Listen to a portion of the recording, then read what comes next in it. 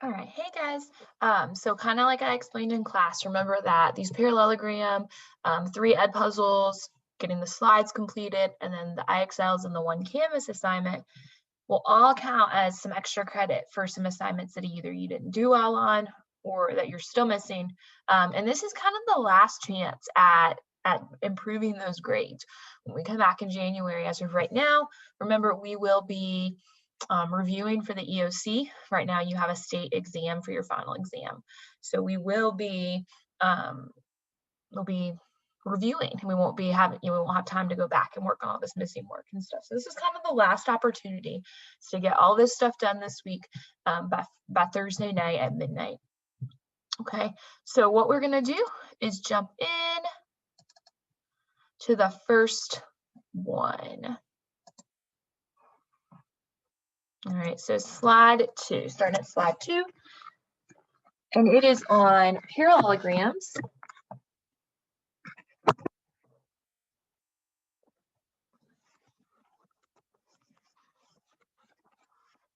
All right, so first thing we're going to do in each of these is go over some properties of each shape. This week we'll be looking at 4-sided figures, parallelograms, rectangles, squares, and rhombus. Okay. So here for parallelogram, the boxes there on slide 2, opposite sides are parallel. All right, and I'm going to draw on this parallelogram. If you want to have this drawing, then you could jot it down on a piece of notebook paper and kind of mark along with me. So parallel means that they're 2 lines that will never, ever, ever cross. They have the same slope, if you remember that back from like Math 1. And the way that we show that on a line is we put like these little arrows to show that these are parallel. All right, the arrow and the arrow, these 2 lines are parallel. And then if we want to show that another set of parallel lines exist, then we would use like 2 arrows just to show, okay, well, the line with the 2 arrows and the line with the 2 arrows are parallel. All right. The next one says opposite sides are, and opposite sides in a parallelogram are also congruent. Okay. And so congruent, again, means equal. I'm going to put a note down here that congruent means equal. They're the same. So these 2 sides, they're opposite. They are the exact same length. And then I want to say that these 2 sides are also the same length. So I'm using 2, they're called tick marks, to show that these 2 are equal, and then the one on the top and bottom are equal. So they're not all 4 equal to each other, but the top and bottom are the same, and the left and right are the same. All right. All right. Opposite angles are also congruent. So again, congruent means equal. And when we talk about opposite angles, we're talking about like this entire angle. Kind of ignore the line that's drawn there for now.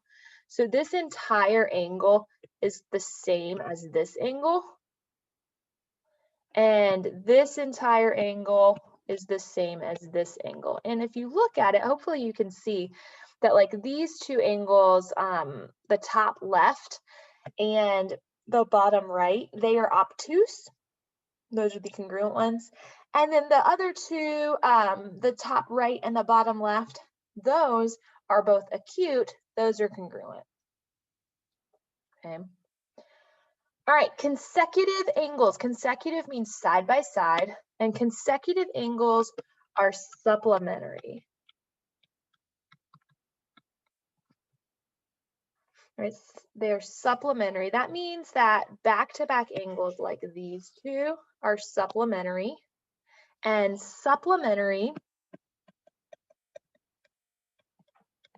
if you remember from Math 2, supplementary means they add up to equal 180.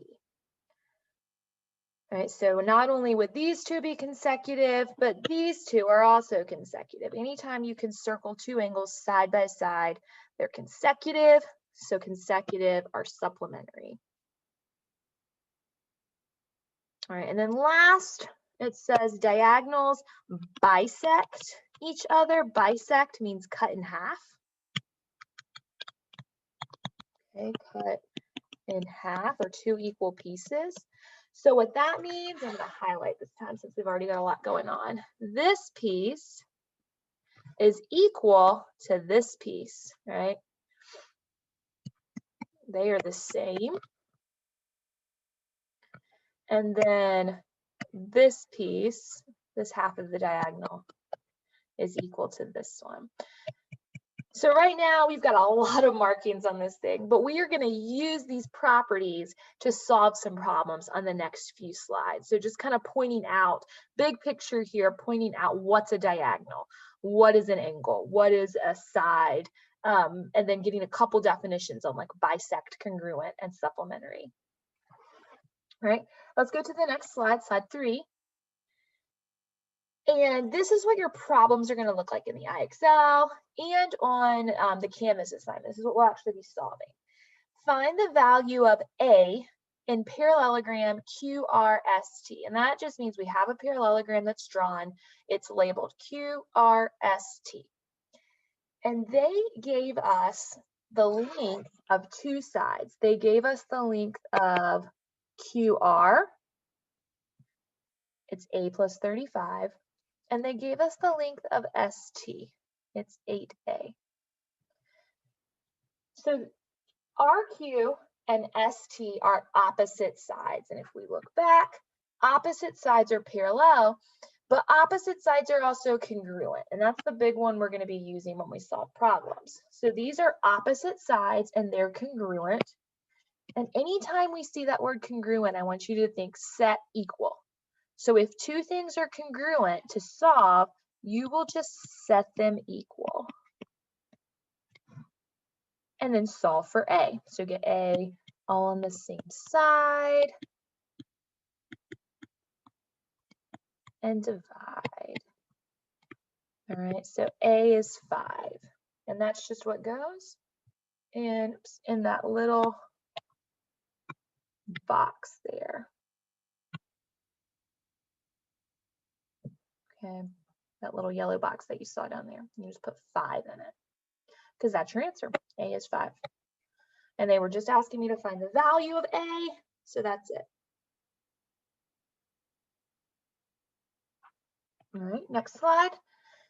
Find the value of B in parallelogram RSTU. Again, they gave us a parallelogram. The angles are labeled RSTU, so that is why they're calling it that. They gave us angle angle S, and they gave us angle T. So we have two things about angles. Let's go back and look to slide 2. If they are opposite angles, then they're going to be congruent, but if they're consecutive angles, they're supplementary. So S and T are not opposite each other. They are consecutive. All right, they are side by side, which is consecutive.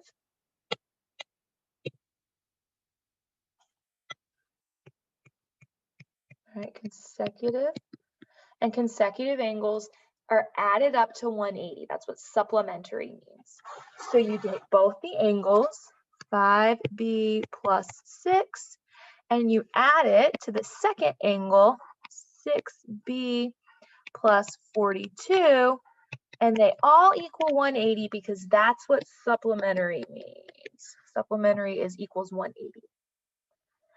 So if you have to solve something like this, you get your like terms, right? 6 and 42 are like terms. And now we can subtract and divide. So B is 12.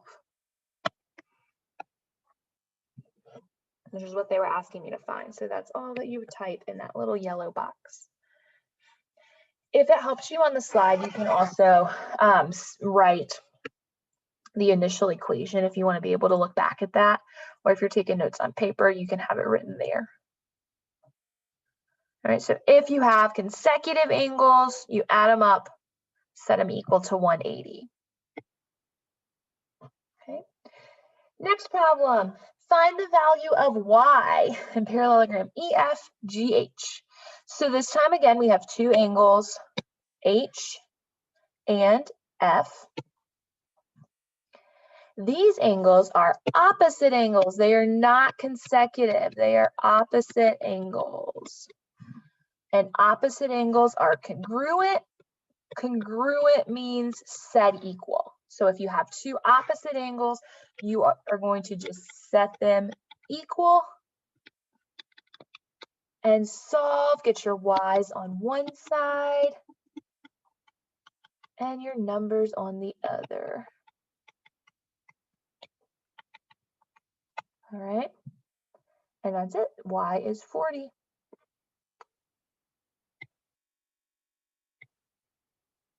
Okay, so that's it for parallelograms.